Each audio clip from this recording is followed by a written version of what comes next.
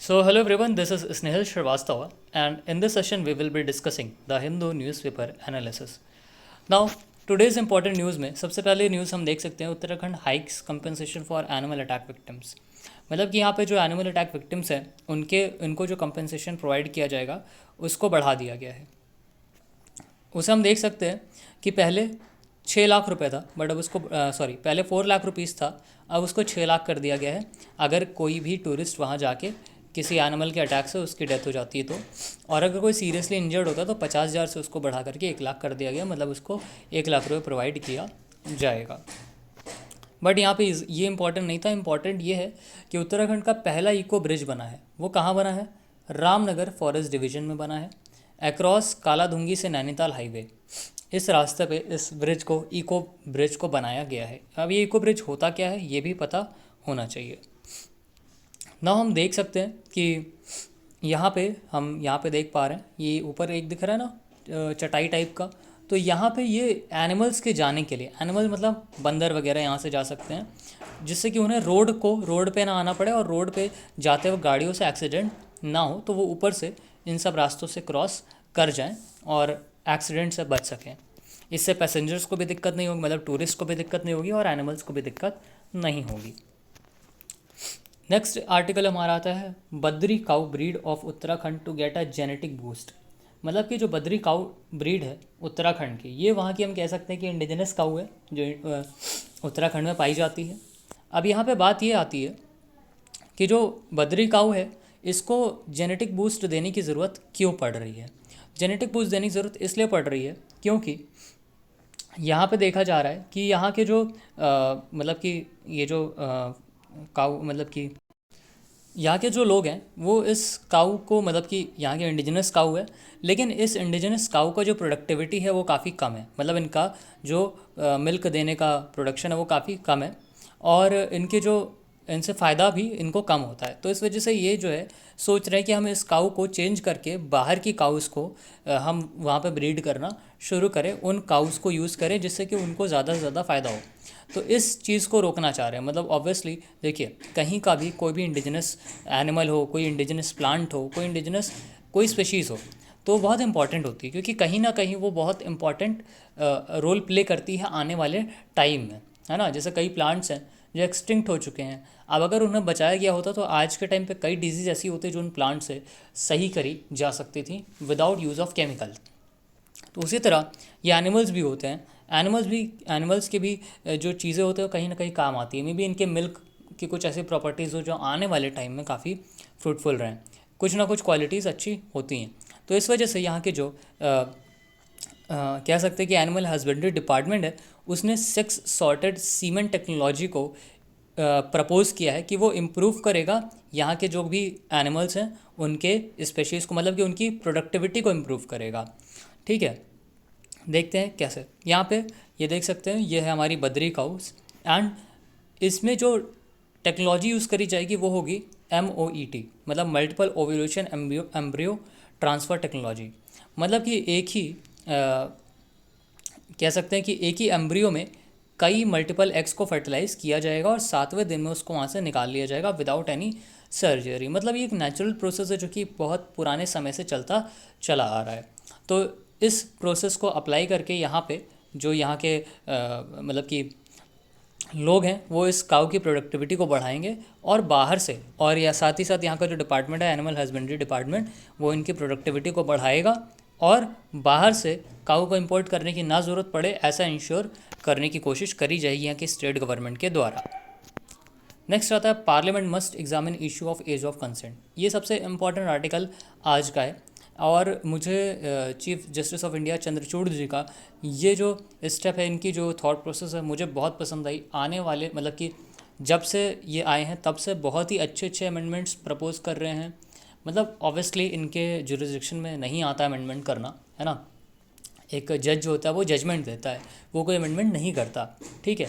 लेकिन जिन चीज़ों पे ये कहते हैं हमेशा पार्लियामेंट को कि आप इन सब चीज़ों पे विचार कीजिए, वो बहुत ही अच्छे देखने को मिलते हैं, वो कोई भी टॉपिक रहा हो।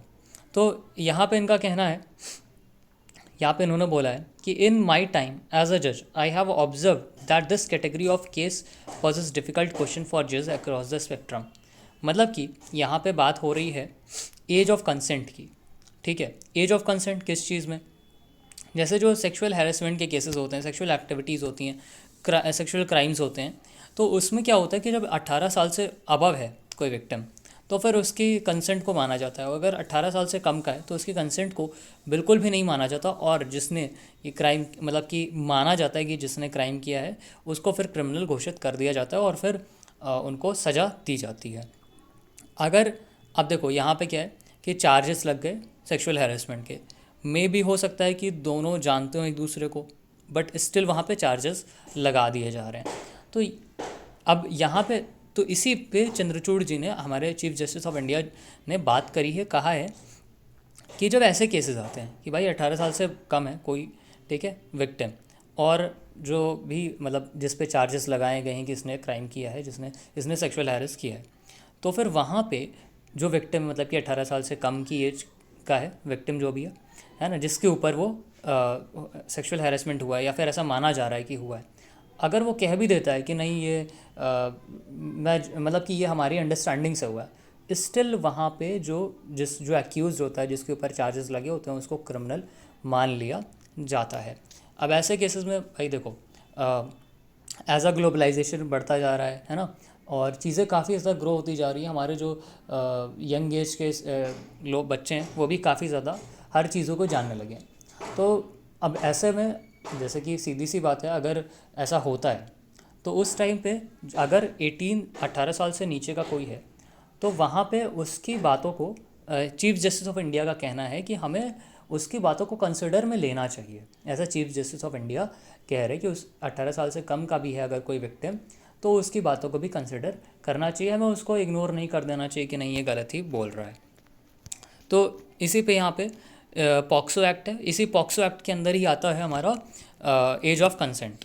तो पॉक्सो एक्ट के एज ऑफ कंसेंट में जब बात करते हैं तो हम देखते हैं कि 2012 में पॉक्सो एक्ट में जो एज ऑफ कंसेंट थी वो 18 साल बढ़ा करके कर दिया गया।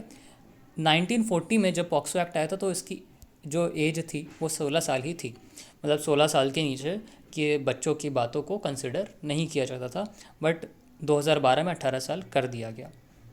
ये आता है ministry of women and child development के अंडर। एंड चिल्ड्रन, अच्छा इसकी अच्छी बात क्या है कि ये जो है चिल्ड्रन नाम देता है, ऐसा नहीं बोलता कि मेल या फीमेल।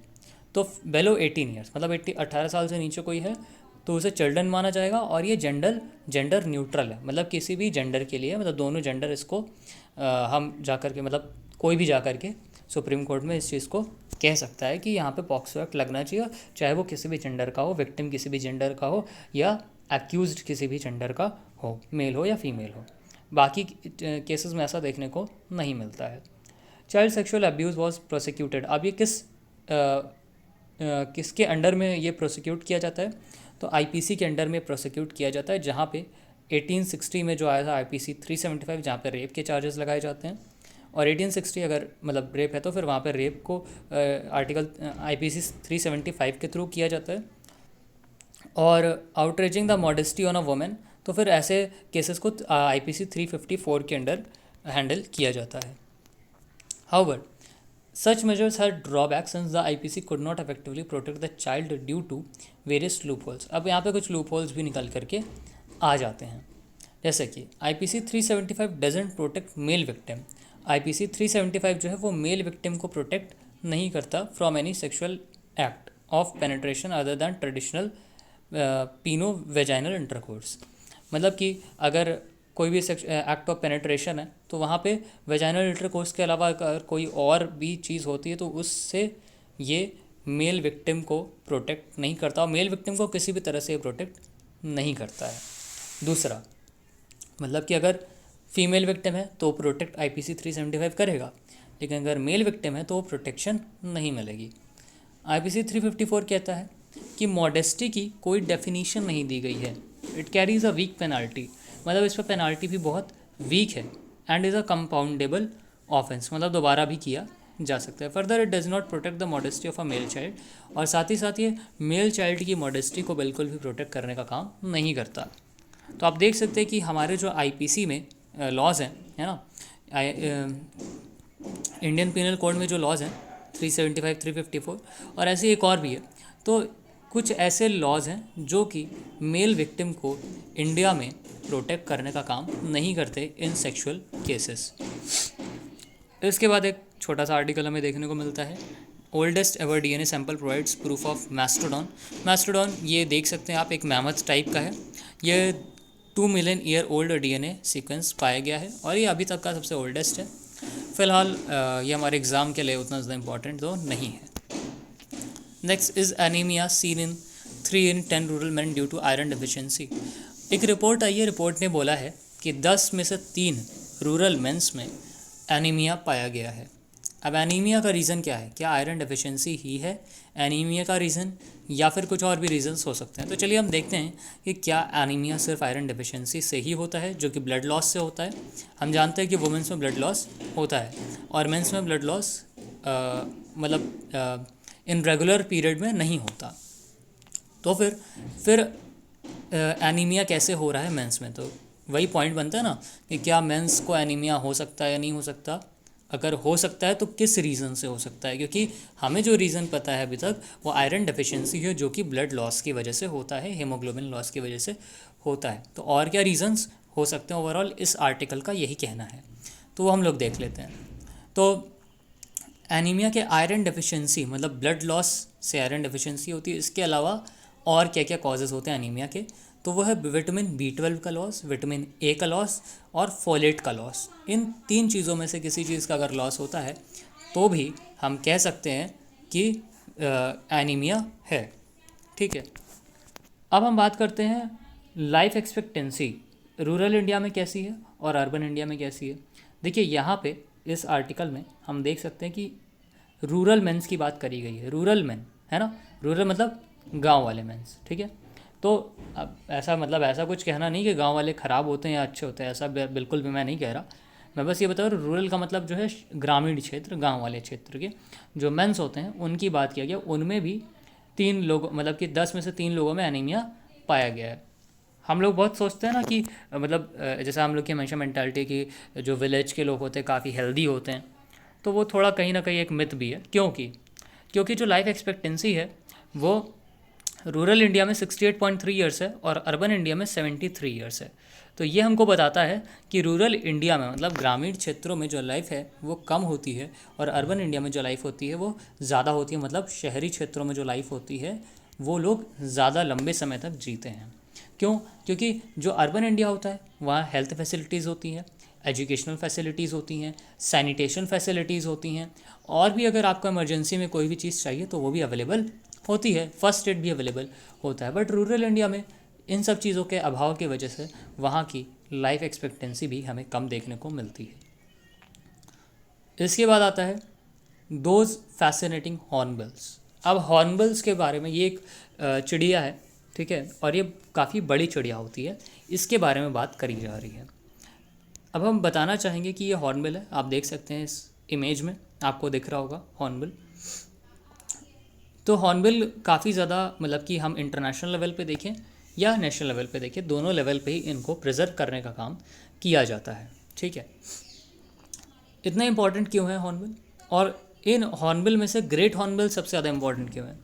क्योंकि वेट अ मिनट, क्योंकि जो ग्रेट हॉर्नबिल है वो हिमालय फुटहिल्स में पाया जाता है, north east and western Ghats में, और ये स्टेट बर्ड है अरुणाचल प्रदेश एंड केरला की। तो आपको ये याद रखना है कि ग्रेट हॉर्नबिल जो है वो अरुणाचल प्रदेश और केरला की स्टेट बर्ड है। ठीक है, इसके बाद कुछ और हॉर्नबिल्स भी आते हैं, the weathered hornbill, the brown hornbill and ये लेफ्ट साइड में लिखा है। इस तरह के कुछ और भी नाम हैं जो कि हमारे लिए उतने ज़्यादा इंपॉर्टेंट नहीं है जितना ग्रेट हॉर्नबिल है। इसके बाद बात आती है कि जो हॉर्नबिल होते हैं और ट्रीज़ होते हैं, प्लांट्स होते हैं, इनमें कैसा कांटेक्ट होता है, कैसा मतलब एक रिलेशन होता है। तो वहाँ पे लिखा हुआ है साफ साफ, हम देख सकते हैं कि it is a kind of a positive mutualism between bird and the trees, जहाँ पे वो नेस्ट करते हैं। मतलब दोनों एक दूसरे के लिए फ़ायदे का काम करते हैं। कैसे? जो ट्रीज़ होते हैं वो नेस्ट घोंसला बनाने के लिए जगह देते हैं इन बर्ड्स को, और ये जो बर्ड्स होती हैं वो यहाँ पे सीड को एक जगह से दूसरी जगह डिस्पर्स करने का काम करती हैं। तो जो रेन फॉरेस्ट होते हैं, नेचुरल रेन फॉरेस्ट, ये हॉर्नबिल्स के लिए काफ़ी अच्छे माने जाते हैं। अब जैसे जैसे हमने देखा कि हॉर्नबिल्स कम हुए, वैसे वैसे जो वाइट सिदार है उसके मतलब कि कप कैलिक्स वाइट सिदार एक ट्रीज़ हैं, इनका 90% डिक्लाइन देखा गया seed dispersal beyond the parent tree. मतलब कि एक ट्री है, उसके सीड्स कई जगह जाते हैं और नेक्स्ट पेड़ उगाते हैं, लेकिन जब हॉर्नबिल की कमी हुई तो उस वजह से 90% जो सीड्स डिस्पर्स होने थे वो नहीं हुए। तो ये देख के हमें पता चलता है हॉर्नबिल्स मतलब ग्रेट हॉर्नबिल या फिर हॉर्नबिल कितने ज़्यादा इम्पॉर्टेंट हैं ट्रीज़ के जनरेशन मतलब ग्रोथ के लिए, ट्रीज़ के सीड्स को भी डिस्पर्स करने के लिए काफ़ी बड़ा पॉजिटिव रोल प्ले करते हैं। इसके बाद हम ग्रेट इंडियन हॉर्नबिल के बारे में थोड़ा सा डिटेल में देख लेते हैं। इनका जो साइंटिफिक नेम होता है ब्यूकेरस बाइकॉर्निस होता है, ये एग्ज़ाम में आ जाता है कभी कभी। Poaching and habitat loss, the international IUCN की जो लिस्ट है उसमें हॉर्नबिल को वल्नरेबल में रखा गया है in the red list of threatened species. मतलब कि इस ग्रेट इंडियन हॉर्नबिल को वल्नरेबल स्पीशीज़ में रखा गया है और इसका जो स्टेटस है वो नियर थ्रेटन में था 2018 में। अब ये वल्नरेबल में आ गया है। पहले 11 स्टेट्स में इंडिया में पाया जाता था, अब सिर्फ 6 स्टेट्स में ही रह गया है। कंट्रीज़ की अगर हम बात करें तो India, Bhutan, Nepal, south east Asia, Indonesia, island of Sumatra में ये पाया जाता है। और हाँ, कभी कभी MCQs में मल्टीपल चॉइस में आ जाता है कि इसका वेट कितना है, तो 2 से 4 kg और इसकी जो लेंथ है वो कितनी है 95 से 130 सेंटीमीटर्स के अराउंड होती है। तो यहाँ पे फिर हम लोग आते हैं next article, will new Alzheimer drug work. क्या नई अल्जाइमर ड्रग काम करती है? तो मतलब ये अभी एम्बिग्विटी में है, ये मतलब एक बहुत सही आर्टिकल मैं नहीं कहूँगा। मतलब सही आर्टिकल का मतलब ये है कि इसमें बहुत ज़्यादा चीज़ें हमारे जानने लायक नहीं है। इसमें सिर्फ इतना बताया गया है कि एक मेडिसिन है लेकैनमैब, ठीक है, लेकैनमैब, और इस मेडिसिन को 2 कंपनीज़ ने मिल करके बनाया जिसका नाम है बायोजेन एंड आईसाई, और ये अल्जाइमर की ट्रीटमेंट के लिए इस ड्रग को बनाया गया है। बस, तो आज का हमारा सेशन यहाँ पे ख़त्म होता है। Thanks for watching and keep liking, subscribing and commenting.